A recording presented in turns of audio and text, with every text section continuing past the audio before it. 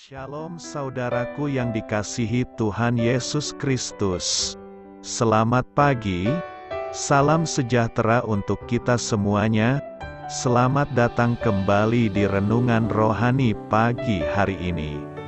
Semoga saudara yang terkasih dalam keadaan sehat selalu.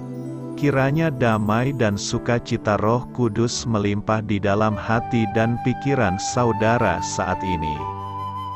Sebelum kita mulai renungan pagi ini, marilah kita bersama-sama berdoa. Tuhan Yesus, terima kasih sudah membangunkanku pagi hari ini. Terima kasih atas penyertaan dan perlindungan Tuhan. Semua karena karunia Tuhan aku dapat bangun dengan pagi hari ini. Aku menyerahkan seluruh aktivitasku hari ini ke dalam kuasa tangan Tuhan. Jauhkanku dari yang jahat, ya Tuhan. Tuhan Yesus, tolong lindungi dan berkati aktivitasku hari ini. Tolong berkati juga keluarga dan teman-temanku, Bapa Surgawi, oleh karya Roh Kudus. Tolonglah aku untuk menjauhi segala sesuatu yang melukai hati-Mu. Ampunilah segala dosa kami, ya Tuhan. Dalam nama Tuhan Yesus, aku sudah berdoa. Amin. Sahabat saudara rohani, pembacaan ayat emas Alkitab renungan kita hari ini terambil dari Roma 12 ayat 9 sampai dengan ayat 18. Hendaklah kasih itu jangan pura-pura, jauhilah yang jahat dan lakukanlah yang baik. Hendaklah kamu saling mengasihi sebagai saudara dan saling mendahului dalam memberi hormat. Janganlah hendaknya kerajinanmu kendor, biarlah rohmu menyala-nyala dan layanilah Tuhan. Bersukacitalah dalam pengharapan, sabarlah dalam kesesakan, dan bertekunlah dalam doa. Bantulah dalam kekurangan orang-orang kudus, dan usahakanlah dirimu untuk selalu memberikan tumpangan. Berkatilah siapa yang menganiaya kamu, berkatilah dan jangan mengutuk. Bersukacitalah dengan orang yang bersukacita, dan menangislah dengan orang yang menangis. Hendaklah kamu sehati sepikir dalam hidupmu bersama. Janganlah kamu memikirkan perkara-perkara yang tinggi, tetapi arahkanlah dirimu kepada perkara-perkara yang sederhana. Janganlah menganggap dirimu pandai, janganlah membalas kejahatan dengan kejahatan. Lakukanlah apa yang baik bagi semua orang, sedapat-dapatnya. Kalau hal itu bergantung padamu, hiduplah dalam perdamaian dengan semua orang. Roma 12 ayat 9 sampai dengan ayat 18. Inti dari ayat emas renungan kita adalah: hendaklah kamu saling mengasihi sebagai saudara dan saling mendahului dalam memberi hormat. Mari kita mulai renungan pagi kita. Judul renungan kita hari ini adalah Demi Kasih, ditulis oleh Marvin Williams. Mari kita mulai kisah inspiratif. Lari maraton menuntut pesertanya untuk memacu diri sendiri, baik secara fisik maupun mental. Namun, bagi seorang pelajar SMA, berlomba dalam maraton lintas alam berarti memacu orang lain. Dalam setiap latihan dan lomba, Susan Bergeman yang berusia 14 tahun menjadi pendorong kursi roda kakak laki-lakinya, Jeffrey. Ketika Jeffrey berumur 22 bulan, ia sempat mengalami gagal jantung yang membuatnya menderita kerusakan dan kelumpuhan otak. Kini, Susan mengorbankan target larinya sendiri demi berlomba bersama Jeffrey. Sebuah teladan kasih dan pengorbanan yang indah. Kasih dan pengorbanan ada dalam pikiran Rasul Paulus saat ia mendorong para pembaca suratnya untuk saling mengasihi. Roma 12 ayat 10.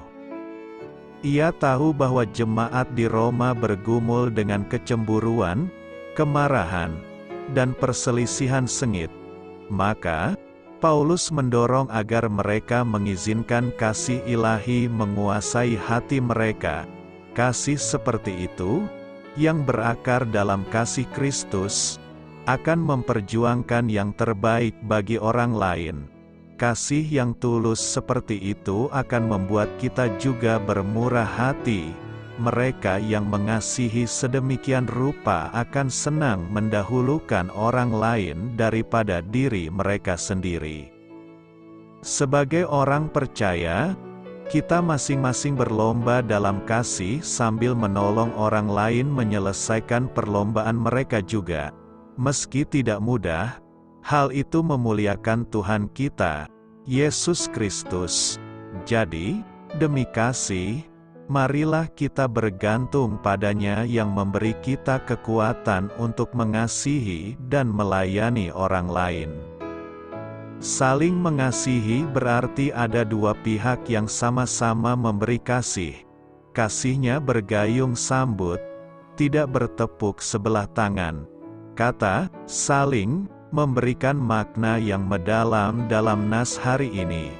Ada dua kata saling dalam nas ini, yakni pertama, saling mengasihi sebagai saudara. Paulus menasihatkan agar anggota-anggota gereja harus saling mengasihi sebagai saudara. Kita harus memiliki kasih persaudaraan, brotherly love, antara satu dengan yang lainnya. Orang Kristen saling mengasihi karena mereka adalah satu keluarga. Allah adalah Bapa mereka, dan mereka satu sama lain adalah saudara dan saudari di dalam Tuhan. Mereka bukanlah orang asing satu sama lain. Gereja Kristen bukanlah suatu kumpulan dari para kenalan, juga bukan kumpulan dari para sahabat, tetapi mereka adalah satu keluarga di dalam Allah. Para anggota keluarga jemaat haruslah menghidupkan kasih kekeluargaan mereka. Kasih kekeluargaan ini perlu dihidupkan agar kita tidak jatuh di dalam kasih yang tidak tulus atau kasih yang pura-pura. Hendaklah kasih itu jangan pura-pura, jauhilah yang jahat dan lakukanlah yang baik. Kedua, saling mendahului memberi hormat. Pengertian, rasa hormat, di sini mencangkup sikap menunjukkan penghargaan, apresiasi, pujian, serta positif. Sejak kita membuka mata dan bangun di pagi hari hingga menutup mata di malam hari, sebenarnya ada banyak orang yang berjasa di sekeliling kita. Mulai dari istri yang mempersiapkan sarapan dan segala perlengkapan suami serta anak-anak sebelum berangkat kerja dan pergi ke sekolah, petugas kebersihan di kantor, hingga tim pelayanan di gereja, adalah sedikit contoh orang yang jasanya tidak bisa kita balas dengan uang atau tenaga kita, namun dengan seuntai senyuman manis di bibir, sepotong ucapan terima kasih, serta sedikit pujian atas penampilan mereka hari itu, kita bisa menyatakan rasa hormat dengan penghargaan kepada mereka. Hormat akan membuka akses. Ketika kita berlaku hormat, maka kita juga akan mendapatkan hormat. Seringkali kita tidak mendapatkan hormat karena kita memang berlaku tidak hormat. Kita menghormati bukan dengan sekedar mengangkat tangan atau berkata santun. Ketika kita datang tidak terlambat, mengerjakan tugas sebaik-baiknya, berpakaian serasi dan terbaik, mengembalikan motor dalam keadaan bersih dan bensin penuh, mengembalikan baju dalam keadaan bersih dan rapi, memasak makanan terenak, merapihkan kamar dan rumah kita, memberikan penampilan atau pertunjukan terbaik, itu artinya kita sedang menghormati Tuhan, menghormati diri kita, dan menghormati orang lain. Wajarlah ketika kita melakukannya, maka kita pun memperoleh hormat dari orang lain. Orang lain akan lebih mendengarkan pendapat kita, memberi kesempatan lebih banyak, mempercayakan lebih banyak hal, menaikkan nilai atau jabatan kita, dan termasuk menambah pendapatan atau penghargaan kita. Ada suatu kebiasaan yang paling dikenang dari kehidupan Presiden pertama Republik Indonesia Insinyur Soekarno, yaitu suka memberi pujian kepada lawan bicaranya. Presiden Soekarno selalu bisa menemukan sesuatu yang baru atau minimal hal menarik dari orang yang ia ajak bicara. Kebiasaan positif ini membuat beliau cepat diterima di dalam pergaulan internasional. Banyak orang menaruh hormat atau apresiasi merupakan salah satu teknik yang paling efektif untuk membangun komunikasi yang berhasil. Semua orang pasti senang saat beroleh rasa hormat atau penghargaan dari orang lain. Uniknya, saat kita memberikan pujian kepada lawan bicara, mungkin karena pakaiannya yang bagus atau karena tata riasnya yang menarik, lawan bicara biasanya akan berganti memuji kita. Itulah indahnya saling memberikan hormat satu sama lain. Kita bisa belajar bahwa sikap saling mendahului dalam memberi hormat ternyata merupakan salah satu perwujudan dari kasih. Kemampuan untuk memberi hormat ternyata merupakan salah satu perwujudan dari kasih. Kemampuan untuk memberi rasa hormat kepada orang lain adalah sesuatu yang dipelajari, jadi bukan serta-merta ada di dalam diri seseorang. Umat Tuhan harus belajar untuk berlomba untuk memberi hormat satu dengan yang lain. Dengan demikian tidak ada lagi sungut-sungut, yang ada hanyalah sekumpulan orang yang saling menaruh hormat satu sama lain. Jika kebiasaan ini sudah menjadi budaya, maka tidak mustahil bahwa apa yang tertulis di dalam Mazmur 133 ayat 1 akan tergenapi, yaitu saat kita hidup bersama dengan rukun makan Tuhan berkenan dan Ia pun akan memerintahkan berkat-Nya turun atas kita. Karena itu, marilah saling mengasihi sesama saudara dan saling mendahului memberi hormat. Amin. Marilah kita renungkan di dalam hati kita. Apa artinya mengasihi orang lain seperti Allah mengasihi mereka? Bagaimana Yesus memperlihatkan bahwa kasih itu lebih daripada sekadar perasaan? Hal ini patut kamu ketahui. Di dalam banyak surat Paulus, ia mengikuti suatu pola sederhana. Ia memulai dengan bagian doktrin atau pengajaran, kemudian mengakhirinya dengan bagian penerapan. Kita melihat pola itu di dalam kitab Efesus, dengan pasal 1-3 menyatakan doktrin, apa yang kita imani, dan pasal 4-6 memberikan gagasan praktis untuk menerapkan kebenaran tersebut, perilaku yang patut kita tunjukkan. Di dalam kitab Roma, pasal 1-11 memberikan pembelaan dan penjelasan yang kokoh tentang Injil kasih karunia Allah, dan pasal 12-16 memberikan penerapan untuk menjalani hidup berdasarkan Injil. Roma 12 ayat 9 sampai ayat 18 adalah contoh klasik dari nasihat praktis yang dimaksud. Penting untuk diketahui bahwa kebanyakan nasihat tersebut adalah tentang bagaimana kita sepatutnya memperlakukan orang lain sebagai sesama, kepada mereka yang seiman maupun yang tidak, karena kita dipanggil untuk menghidupi Injil di dalam hubungan kita dengan orang lain. Doa saya menyertai saudara sekalian, marilah kita menyampaikan doa syafaat.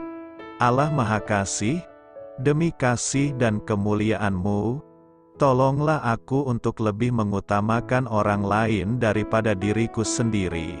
Amin. Sampaikan harapan dan permintaan saudara kepada Tuhan.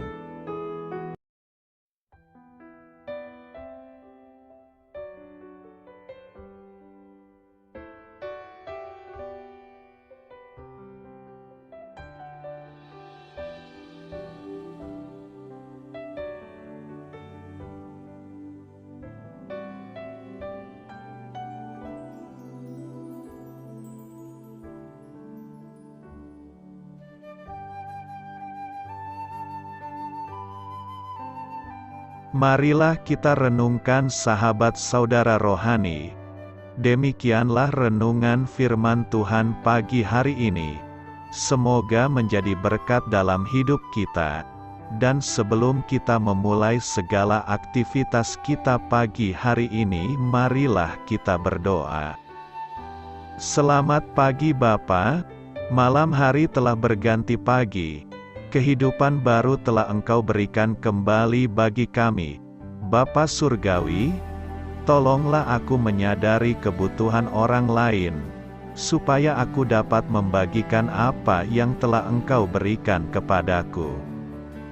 Pada saat aku membutuhkan, berilah aku keyakinan bahwa Engkau akan mencukupkanku, melalui orang-orang yang mengasihi-Mu, bukan karena kami pantas atau layak, namun karena kasih karunia-Mu kami boleh ada, sebagaimana kami ada di pagi hari ini. Terima kasih Tuhan, atas kesempatan baru yang telah Tuhan berikan kepada kami, untuk bisa memperbaiki diri agar kami bisa lebih layak di hadapan-Mu. Hari ini kami serahkan semua perkara dan kesulitan yang akan kami lalui ke dalam tangan-Mu. Biarkanlah kami bisa memuliakan-Mu dalam segala aktivitas yang akan kami lakukan. Amin. Biarlah firman Tuhan menjadi pengingat untuk kita semua, bahwa tuntunan dari Roh Kudus akan selalu memberi jalan keluar bagi setiap permasalahan hidup kita, dan memberi kedamaian di hati kita. Sampai jumpa di renungan pagi saudara rohani berikutnya. Kiranya Tuhan selalu memberkati saudara semua hari ini. Amin. Shalom.